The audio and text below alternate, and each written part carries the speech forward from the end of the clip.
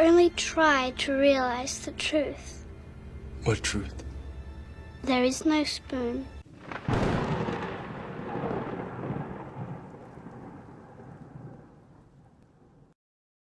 Quantum Life presents The Magic of Believing by Claude Bristol. Chapter 1.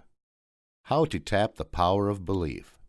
Is there a force, a factor, a power, a science, call it what you will, a something which a few people understand and use to overcome their difficulties and achieve outstanding success? I firmly believe that there is. It is my purpose here to attempt to explain it, so that you may use it if you desire. I realize I have run across something that is workable, but I don't consider it as anything mystical, except in the sense that it is unknown to the majority of people and is little understood by the average person. I am aware that there are forces, powerful forces at work in this country, that would dominate us, substituting a kind of regimentation for the competitive system which has made America great among nations. I believe that we must continue to retain the wealth of spirit of our forefathers. If we don't, we shall find ourselves dominated in everything we do by a mighty few. We'll become serfs in fact, if not in name. I hope this work will help develop individual thinking and doing. Some may call me a crackpot or a screwball. I'm well aware of that. Let me say that I am past the half-century mark and have had many years of hard, practical business experience, as well as a goodly number of years as a newspaper man. I started as a police reporter. Police reporters are trained to get the facts and take nothing for granted. Apparently I was born with a huge bump of curiosity. I've always had an insatiable yearning to seek explanations and answers. This yearning has taken me to many strange places, brought to light many peculiar cases, and has caused me to read every book I could get my hands on, dealing with religions, cults, and both physical and mental sciences. I have read literally thousands of books on modern psychology, metaphysics, ancient magic, voodooism, yogism, theosophy, Christian science, unity, truth, new thought, and many other dealings. It's what I call mind stuff. Many of these books were nonsensical, others strange, and many very profound. Gradually, I discovered that there is a golden thread that runs through all the teachings and makes them work for those who sincerely accept and apply them. That thread can be named in a single word: belief. It is the same element or factor, belief, which causes people to be cured through mental healing, enables others to climb the ladder of success, and gets phenomenal results for all who accept it. Why belief as a miracle worker is something that cannot be satisfactorily explained, but have no doubt about it. There's genuine magic in believing. The magic of believing became a phrase around which my thoughts steadily revolved.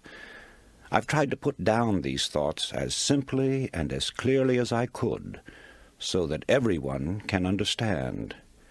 My hope is that anyone who listens will be helped in reaching their goal in life.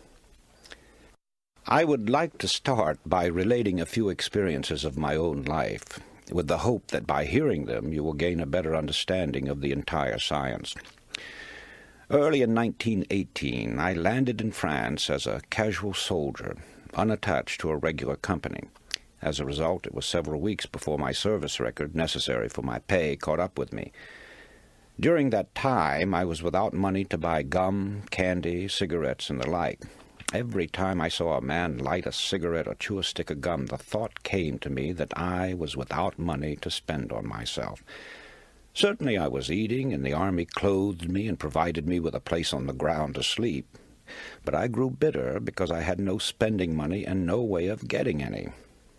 One night, en route to the forward area on a crowded troop train, sleep was out of the question.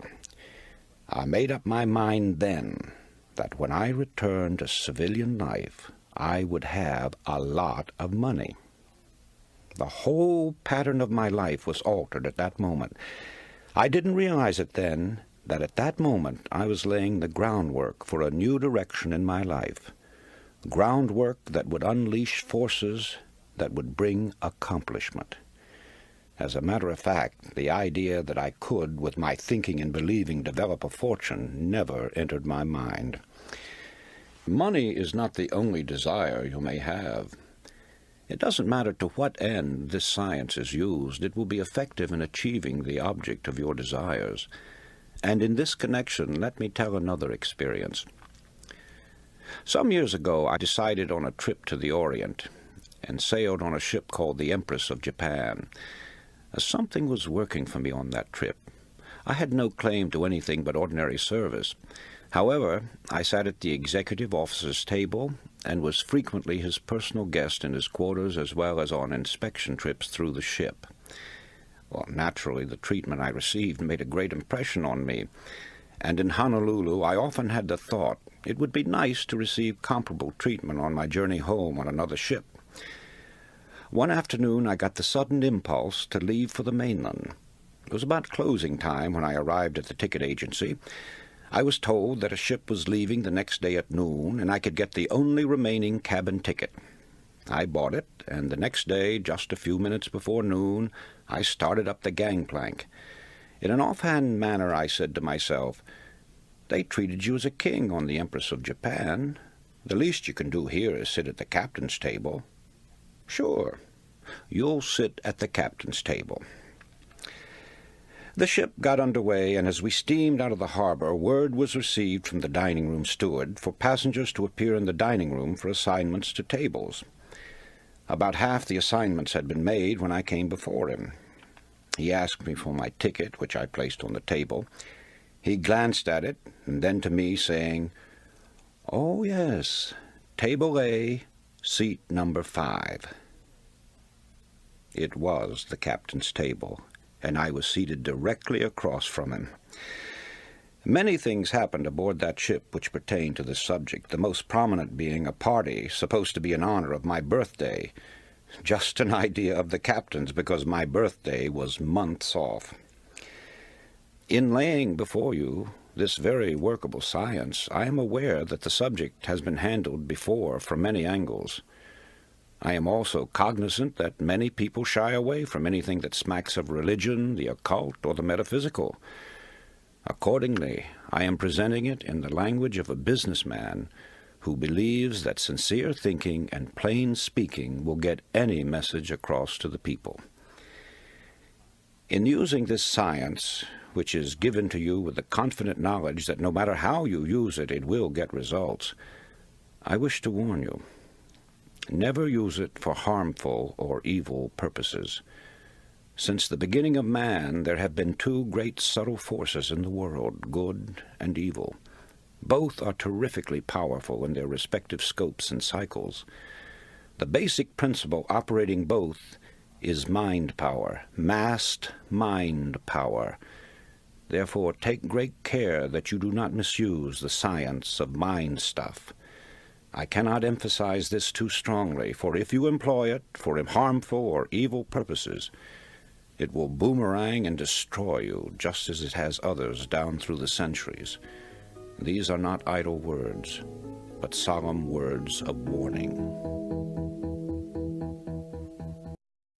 Chapter 2. The Power of Thought. Glance around you. If you are in a furnished room, your eyes tell you that you are looking at a number of inanimate objects. Now, that's true so far as visual perception is concerned, but in reality, you are actually looking at thoughts or ideas which have come into materialization through the creative work of some human being. It was a thought first that created the furniture, fashioned the window glass, and gave form to the draperies and coverings. The automobile, the skyscraper, the great planes that sweep the stratosphere, the sewing machine, the tiny pen, 1,001 things, yes, millions of objects. Where did they come from originally? Only one source. From that strange force, thought. As we look further, we realize that these achievements, and in fact all our possessions, came as a result of creative thinking. Thought is the original source of all wealth, all success, all material gain, all great discoveries, inventions, and of all achievements. With that in mind, it becomes easy to understand that a man's thoughts make or break him, and Shakespeare's words become more intelligible. There is nothing either good or bad, but thinking makes it so. Many people feel that success comes with hard work. However, I would like to point out that hard work alone will not bring success. The world is filled with people who have worked hard but have little to show for it. Something more than hard work is necessary. It is creative thinking and firm belief in your ability to execute your ideas. The successful people in history have succeeded through their thinking. Their hands were merely helpers to their brains. Another important point is that one essential to success is that your desire be an all-obsessing one, your thoughts and aims be coordinated, and your energy be concentrated and applied without let-up. It may be riches or fame or position or knowledge that you want, for each person has his own idea of what success means to him. But whatever you consider it to be, you can have it, provided you are willing to make the objective the burning desire of your life. A big order, you say? No, not at all. By using the dynamic force of believing, you can set all your inner forces in motion, and they in turn will help you reach your goal. Now that you have a clearer idea of the part that thought and desire play in your daily lives, the first thing to determine is precisely what you want.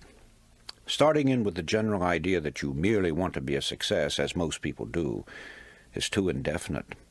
You must have a mental pattern clearly drawn in your mind. Ask yourself, where am I headed? What is my goal? Have I visualized just what I really want? If success is to be measured in terms of wealth, can you fix the amount in figures? If in terms of achievement, can you specify it definitely? I ask these questions, for in their answers are the factors which will determine your whole life from now on. Strange as it may appear, not 1 out of 100 people can answer these questions. Most people have a general idea that they would like to be a success, but beyond that everything is vague. They go along from day to day figuring that if they have a job today, they will have it tomorrow, that somehow they will be looked after in their old age. They are like a cork on the water, floating aimlessly, drawn this way and that by various currents, being washed up on the shore or becoming waterlogged and eventually sinking. Therefore, it is vital that you know what you want out of life. You must know where you are headed, and you must keep a fixed goal in your view. Only then will you get what you are after. So, you begin with desire if you ever hope to achieve anything or gain more than you have now. However, as we shall see, there is more to it than mere desire. It has been said that thought attracts that upon which it is directed.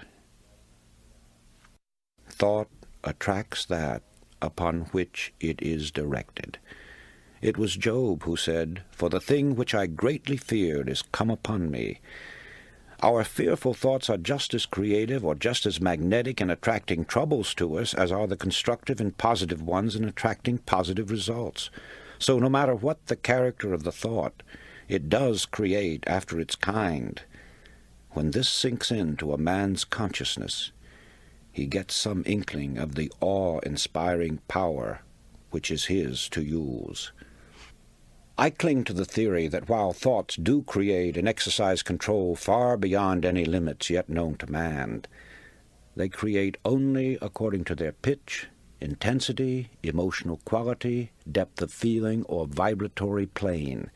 In other words, comparable to the wavelength and wattage of a radio station, thoughts have a creative or controlling force in the exact ratio of their constancy, intensity, and power. Let me try to clarify that. While many explanations have been offered, no one knows whether thought is a form of electrical energy or something else yet to be defined. But I have been an experimenter in that branch of electricity known as high frequency, pioneered by the great genius Nikola Tesla. And whenever I think of thought and its radiations and vibrations, I instinctively link them up with electricity and its phenomena. In this manner they become more understandable to me. All persons living in high altitudes have felt and sometimes observed the electric spark resulting from walking across the room, then touching some metallic substance. That, of course, is a form of static electricity generated by friction. It gives you an idea of how one kind of electricity can be developed through the body. Sigmund Freud, the famous Austrian psychoanalyst, brought the world's attention to the hypothesis that there was a powerful force within us, an unilluminated part of the mind, separate from the conscious mind, constantly at work molding our thoughts, feelings, and actions. Others have called this division of our mental existence the soul. Some call it the superego, the inner power, the superconsciousness, the unconscious, the subconscious, and various other names. It isn't an organ or so-called physical matter, such as we know the brain to be. Nevertheless, it is there, and from the beginning of recorded time, man has known that it exists. The ancients often referred to it as the spirit. Paracelsus called it the will. Others have called it the mind, an adjunct to the brain. Some have referred to it as conscience, the creator of the still, small voice within. Still others called it intelligence, and have asserted that it is a part of the supreme intelligence to which we are all linked. No matter what we call it, I prefer the word subconscious, it is recognized as the essence of life, and the limits of its powers are unknown.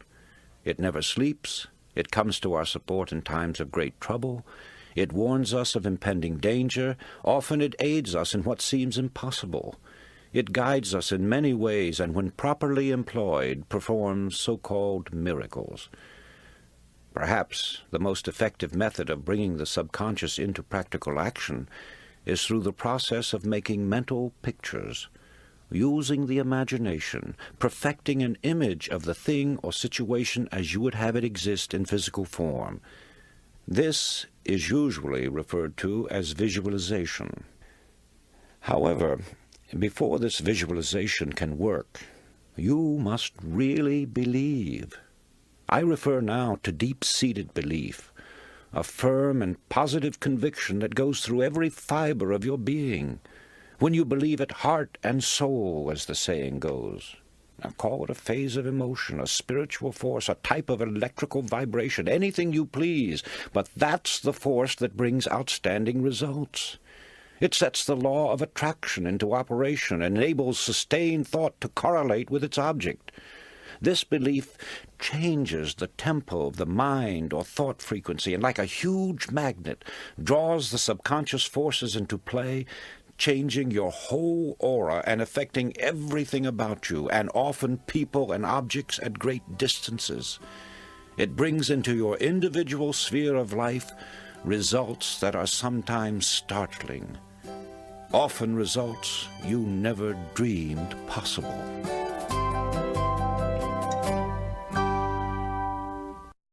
Chapter 3. What the Subconscious Is.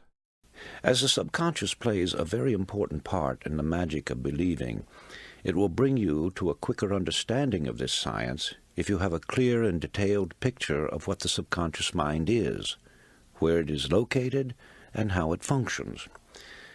Now, it is the conscious mind that is the source of thought.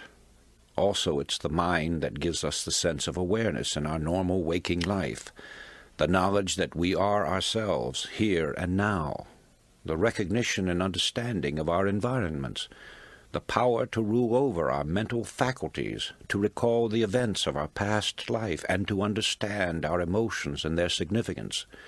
More concretely, it enables us to have a rational understanding of the objects and persons about us, of our successes or shortcomings, of the validity of an argument, or the beauty of a work of art.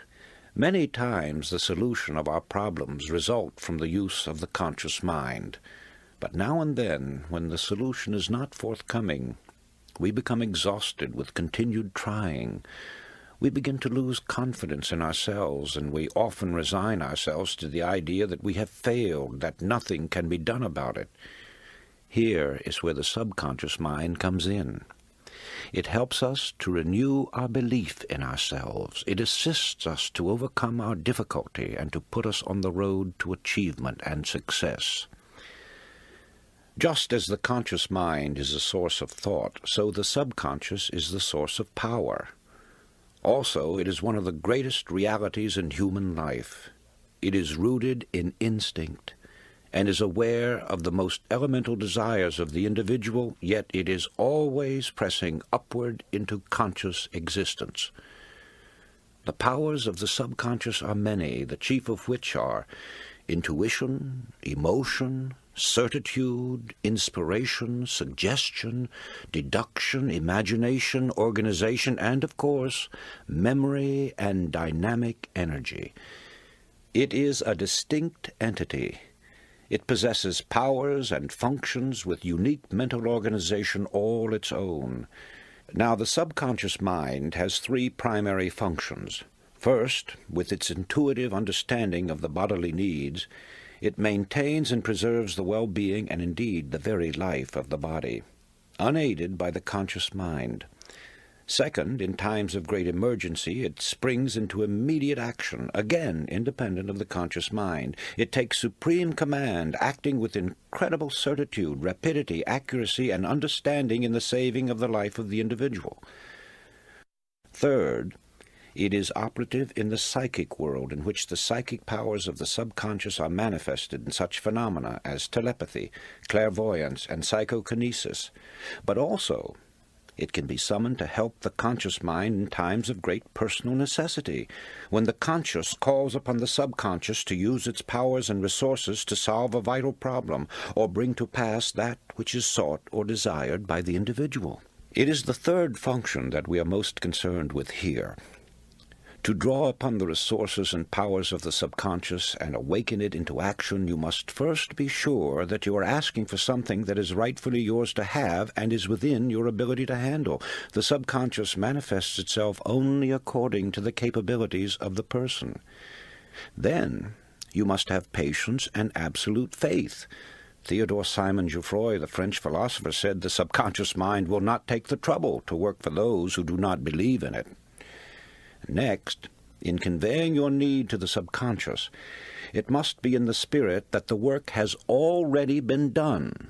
So while it is necessary for you to feel and think yourself successful, it is important for you to go one step further and actually see yourself as already successful, either in the performance of some selected task or as actually occupying the position to which you are aspiring. For the next and final step, you must wait patiently while the subconscious is assimilating the elements of your problem and then goes about its own way to work it out for you. In due course, with the flowing of ideas and plans of the subconscious into your waiting conscious mind, the solution of your problem will be revealed to you. The correct course of action will be indicated. You must follow those indications immediately and unquestioningly. There must be no hesitation on your part, no mental reservation, no deliberation. You must receive the message from the subconscious freely, and after understanding it, you must act on it at once. Only by doing that will you make your subconscious serve you and continue to respond whenever you call upon it. However, your problem may be one that cannot be solved in such a manner. Instead of receiving the solution in the form of a blueprint, as it were, you may instead feel some mysterious force urging you at intervals to do certain things that seem to have no special significance or logical connection. Nevertheless, you must continue to believe in the power and the wisdom of the subconscious and obediently perform the seemingly irrelevant things. One day you will find yourself in the position you sought through the aid of the subconscious, and doing the work you envisioned for yourself. Then, when you look back, you will see how the things you were called upon to do all formed a logical line of events, the last one of which was your final arriving, the reward of your sincerest hopes and desires, your own triumphant personal success.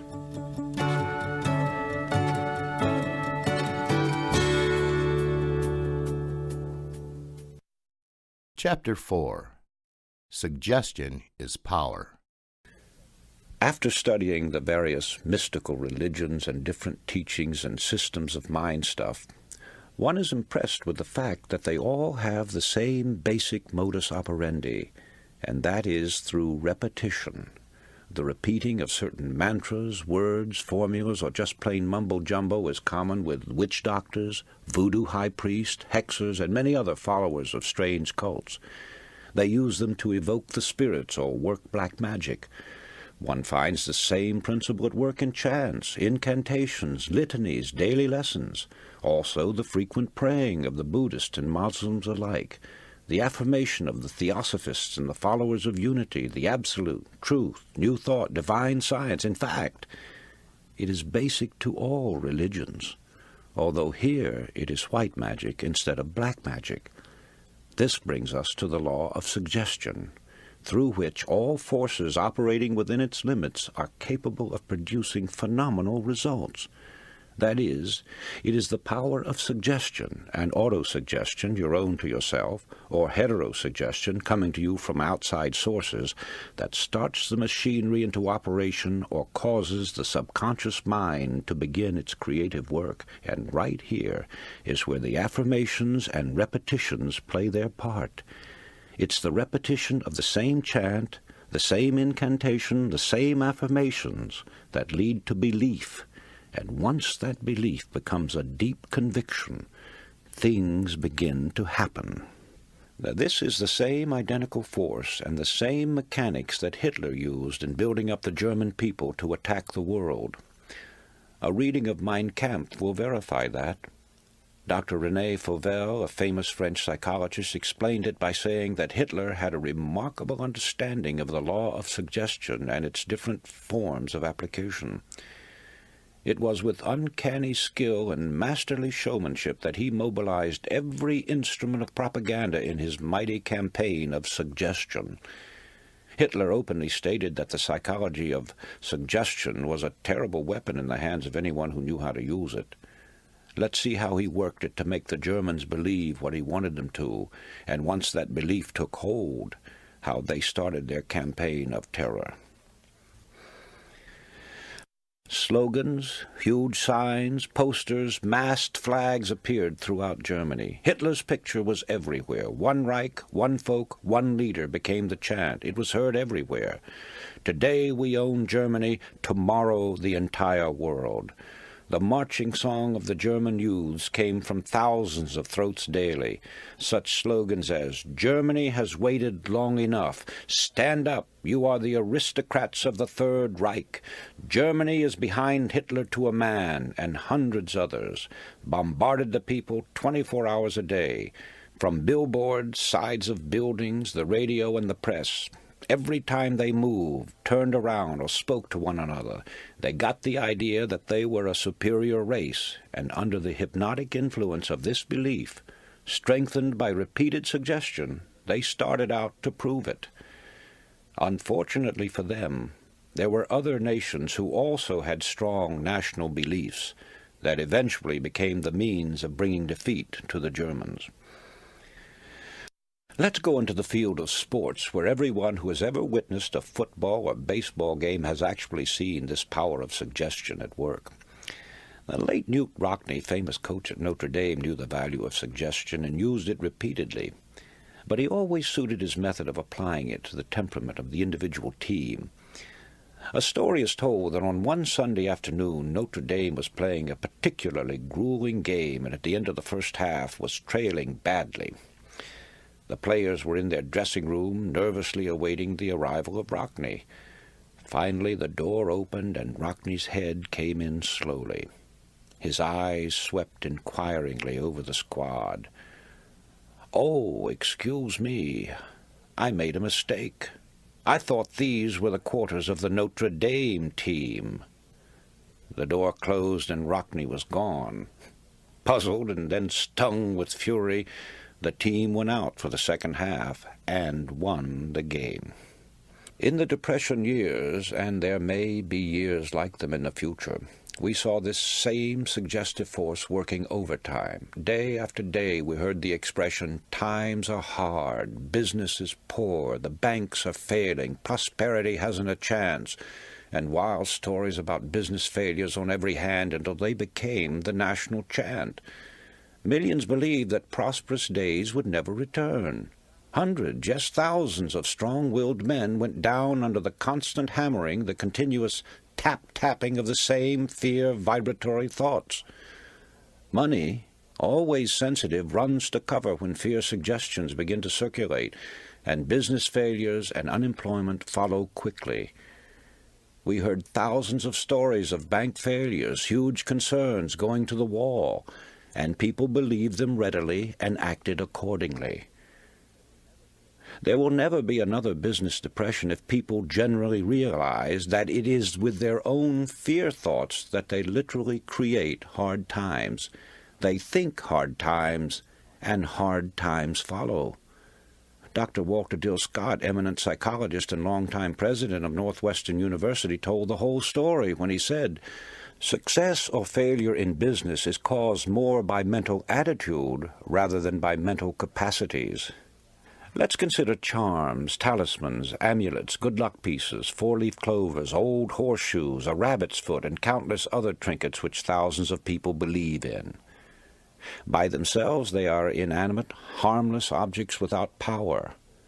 But people breathe life into them by thinking they do have power, even though the power isn't in them per se. The power comes only with the believing, which alone makes them effective.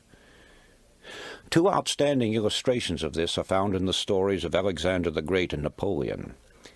In Alexander's day, an oracle proclaimed that whoever unloosened the Gordian knot would become ruler of all Asia.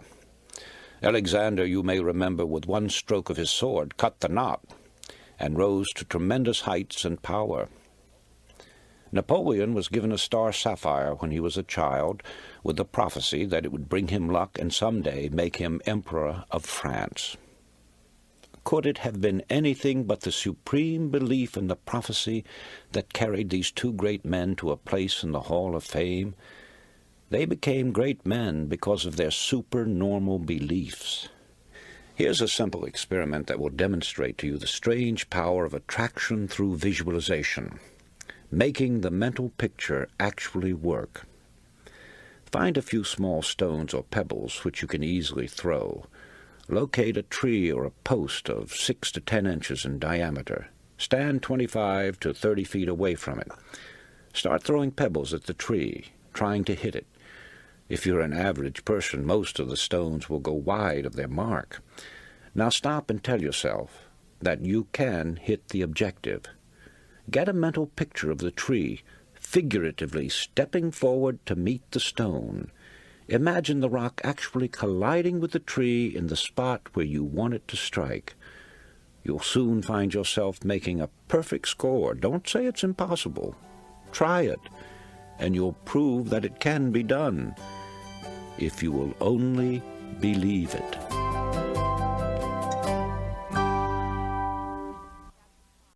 Chapter 5. The Art of Mental Pictures. To become the person that you would like to be, you create a mental picture of your newly conceived self, and if you continue to hold it, the day will come when you are in reality that person. Shakespeare said, "Assume the virtue if you have it not." Now let's take this great truth and follow some of its implications. In assuming the virtue, you are assuming via your imagination. But here we must make a distinction between daydreaming and a true mental picture or proper use of the imagination. Perhaps there is some genie who will drop $100,000 into your lap or overnight provide you with a mansion luxuriously furnished. I have never had the pleasure of meeting one, but daydreaming or mere undirected wishful thinking doesn't have the power to release the latent forces within you that will bring you the $100,000 or the mansion. When you employ your imagination properly, you see yourself doing a thing and you go ahead and do it. It's the doing the thing you have pictured to yourself that brings it into actual existence. In this connection, think about the use of the magnifying glass. When properly focused, it will gather the light from the sun and concentrate it, so that the heat will burn a hole in the object on which the rays are focused. It must be held steady before the heat power is developed, and so it is with the holding of the image or the mental picture. However, it is very difficult for the average person to concentrate for any length of time, to say nothing of holding on to a mental picture for any great period.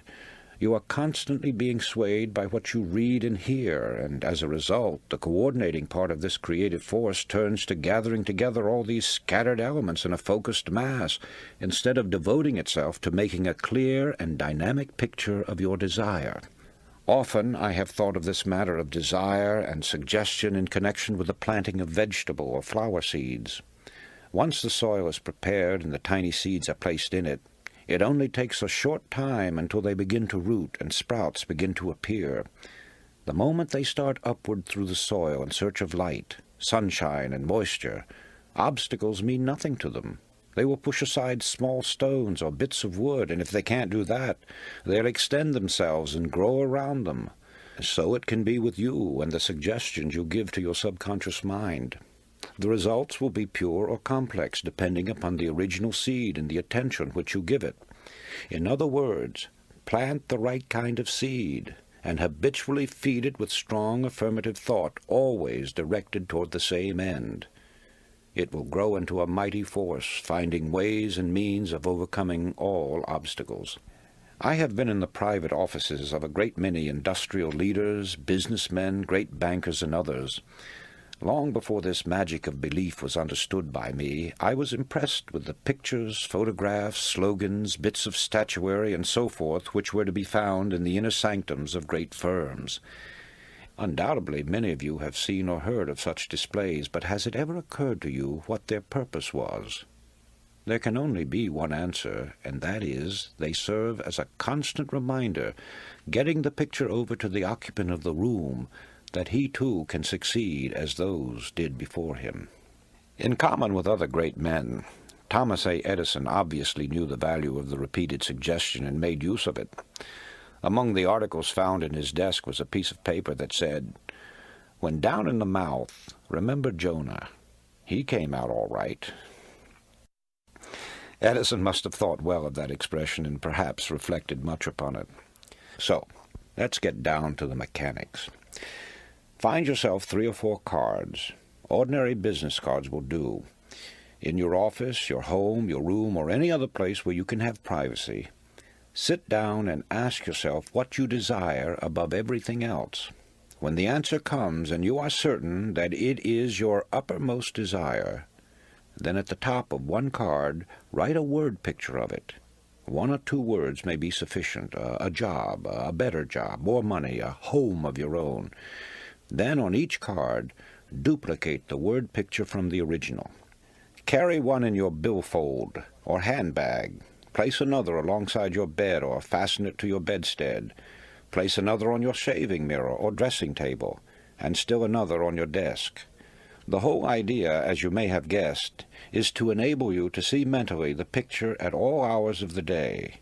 Just before going to sleep at night and upon waking in the morning are 2 very important moments of the 24 hours in which to concentrate upon your thoughts with added force. But don't stop just with those 2 periods. The more often you can visualize the desire by this method, or one of your own devising for that matter, the speedier the materialization. At the start, you may have no idea of how the results are to come. Don't worry. Just leave it to the subconscious mind, which has its own ways of making contacts and of opening doors and avenues that you may never even have thought of. You will receive assistance from the most unexpected sources. You may be suddenly struck with the idea of seeing a person that you have not heard from in a long time, or calling upon a man you've never seen before.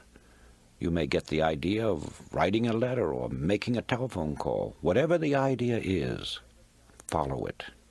It cannot be too strongly emphasized that you should tell no one just what the words on the cards mean. Don't give anyone an inkling of what you desire.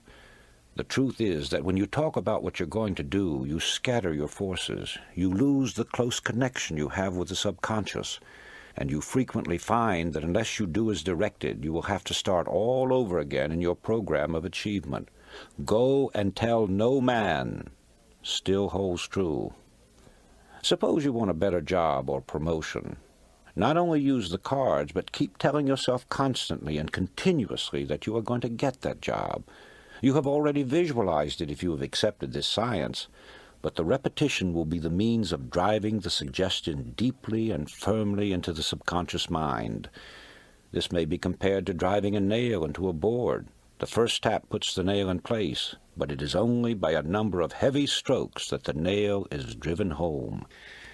It has been my observation that those who consciously use this science, as well as those who may be using it unconsciously, are people of tremendous energies, virtually human dynamos. They are people who not only use their imagination and hold strong beliefs and convictions, but they are great doers in action. And that brings me to this most important statement. Faith without action is dead. Chapter 6. The Mirror Technique. There is another device which I call the mirror technique.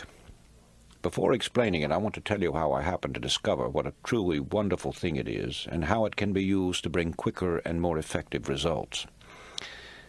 Many years ago, I was the dinner guest of a very wealthy man who owned many patents covering logging and sawmill machinery. He had invited a number of newspaper publishers, bankers, and industrial leaders to his suite in a prominent hotel in order to explain a new method he had devised for mill operations. Dinner was late in being served, and as there had been plenty of liquor offered, the host found himself in an embarrassing state of intoxication. Just before dinner was served, I noticed him staggering into his bedroom and pulling himself up abruptly before his dresser. Thinking I might help him, I followed him to the door of his room.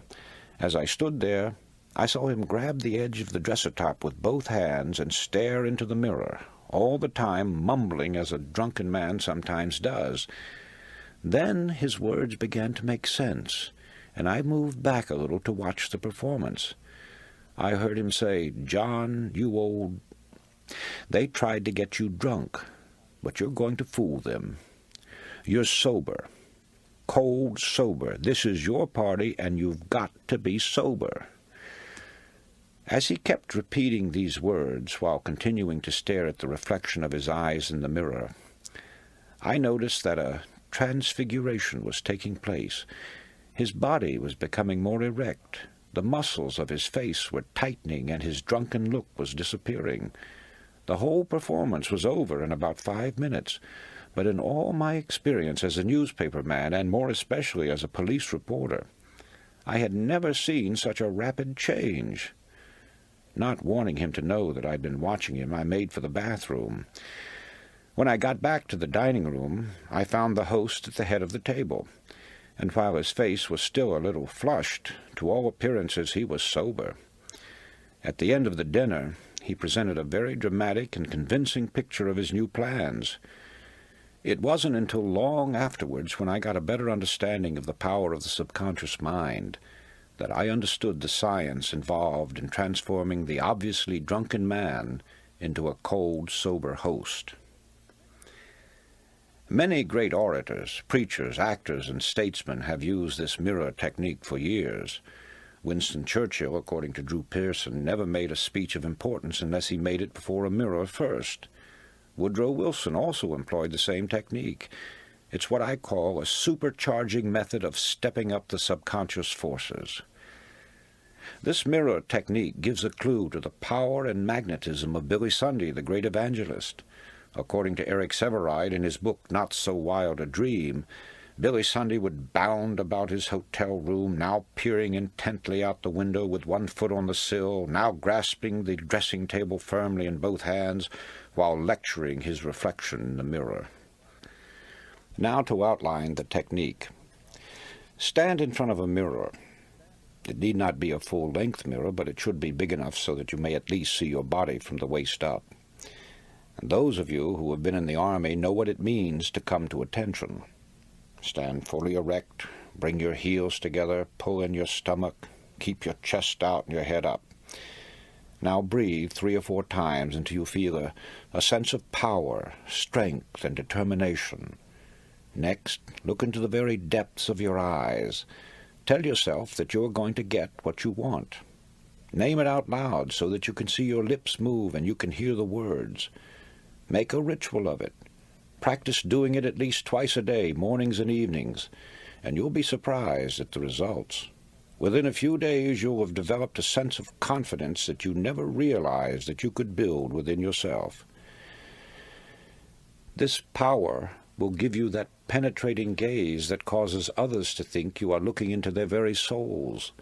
Sooner or later there will come an intensity that will reveal the intensity of your thought. Emerson wrote that every man carries in his eyes the exact indication of his rank. Remember that your own gradation or position in life is marked by what you carry in your eyes. So develop eyes that say confidence. The mirror will help you. A word of warning here. I take it for granted that none of you assume that the techniques I'm showing you here is an open sesame to riches and fame overnight. Certainly it wouldn't be wise to rush into undertakings far beyond your capabilities or your development. But by using this science you could learn the various steps which will take you to the top. But you must have a plan of action before any program is undertaken. You've got to know what you want and be specific about it. As long as you hold on to the mental picture of your idea and begin to develop it with action, nothing can stop you from succeeding. For the subconscious mind never fails to obey any order given to it clearly and emphatically.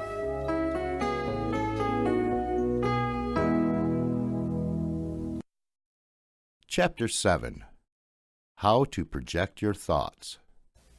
In this section, I want to talk about several points that I think pertain to mind stuff. Call it a potpourri. We seldom realize how much our emotional vibrations affect others and how much we're affected by theirs. An extremely nervous person in a position of authority can put nearly every person associated with him into a nervous state. It's always important to remember that a negative person can raise havoc in an organization or a home. The same amount of damage can be done by a strong negative personality as good can be done by a positive one. When the two are pitted together against one another, the negative frequently becomes the more powerful. To get a better understanding of the effect of these suggestive vibrations, you need only to read your varying feelings when entering different offices or homes. The atmosphere, which is the creation of the people living there, can be instantly detected as being upsetting, disturbing, tranquil, or harmonious. The vibrations set up by others affect us much more than we realize. We take on the characteristics of those with whom we are more or less constantly associated. If you want to remain a positive type, avoid associating too much with anyone who has a negative or pessimistic personality. This brings me to another point. A person who desires riches must go where the riches are. Alone on a desert island, a man would probably have a tough time eking out a living, to say nothing of trying to amass a fortune. So it is in everyday pursuits. Therefore, if you want money, you have to associate yourself with people who have it or who know how to make it. This may sound rather gross, but the truth is that if it's money you're after, you must go where it is and where it is being spent. Also, you must become personally acquainted with those who have the authority to spend it. If you're a salesman selling advertising, and you know the head of the firm is the man with the final say, it's a waste of time trying to convince minor clerks and junior executives. The same holds true if you're trying to sell other commodities, or what is more important, trying to sell yourself. And finally, the right mental attitude. Being properly attired, keeping your eyes straight ahead and fixed on your goal, throwing around you the proper aura, which is done by an act of your imagination or an extension of your personal magnetism, will work wonders. Theos Bernard, in his Penthouse of the Gods, learned this when he was cornered and stoned by a crowd of natives in Tibet. In his book, he says his first reaction was to fight, but the thought was immediately dismissed when he recalled that he had been taught to assume and maintain his aura. Thus he straightened his shoulders, lifted high his head, directed his eyes straight ahead, and moved forward with a firm and rapid stride.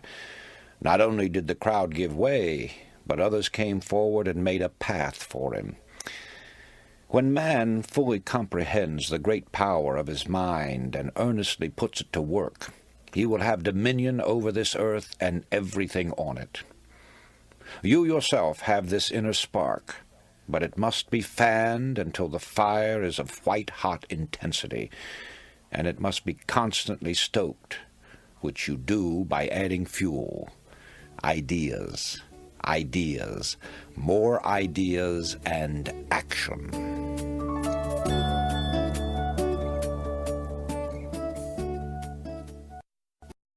Chapter 8. Belief Makes Things Happen. I have tried to make plain how this power through belief can be developed, and to take you up the ladder as far as you wish to go. It is necessary, though, to point out that it is easy to lose one's belief or faith. Thousands have risen to great heights of success only to stumble, roll, or fall to undreamed-of depths. Others, seeking health, have appeared to be more or less miraculously cured, only to find that in later years, or even months, there is a recurrence of their ailments. There are many weakening factors and influences, all suggestive in nature, which we, in unguarded moments, allow to slip into our subconscious minds. Once these influences begin their destructive work, they can undo all the good accomplished by our constructive forces. So step out in front, head toward the sun, keep facing it, and the dark shadows will not cross your path. I know that it is difficult for the average person who knows nothing of this subject to accept the idea that all is within. But surely the most materialistic person must realize that as far as he himself is concerned, nothing exists on the outside plane unless he has knowledge of it or unless it becomes fixed in his consciousness. It is the image created in his mind that gives reality to the world outside of him. Happiness, sought by many and found by few, therefore is a matter entirely within ourselves. Our environment and the everyday happenings of life have absolutely no effect on our happiness except as we permit mental images of the outside to enter our consciousness. Happiness is wholly independent of position, wealth, or material possessions. It is a state of mind which we ourselves have the power to control, and that control lies with our thinking.